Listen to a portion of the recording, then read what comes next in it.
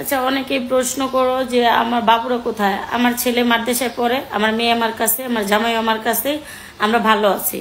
আর বাচ্চাদের নিয়ে এখন ভিডিও বানানো যাবে না। এইবার ক্রিম আপা প্রচন্ড ভাবে রেগে গেলেন।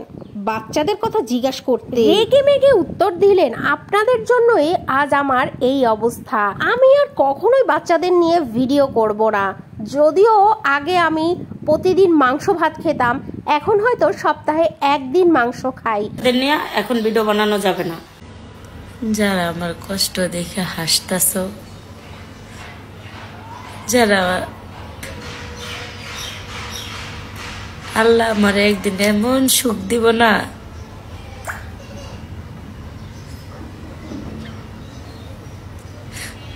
আল্লাহ আমার অনেক ভালোবাসে। ক্রিম আপার এমন ব্যবহারে অনেকেই বলছে ক্রিম আপার অহংকার বেড়ে গিয়েছে, দেমাগ বেড়ে গিয়েছে। দর্শক, আপনারও কি তাই মনে হয়?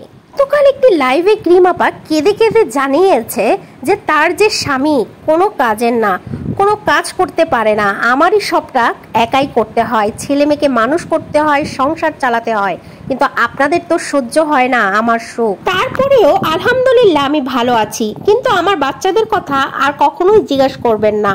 দর্শক, ক্রিম আপাকে নিয়ে আপনার মতামত কি? ক্রিম আপা কি ঠিক বলছে, নাকি সত্যিই তার অহংকার বেড়ে গিয়েছে? তো আমার জন্য দোয়া করবেন, আমার বাচ্চাদের জন্য দোয়া করবেন। আল্লাহ হাফেজ।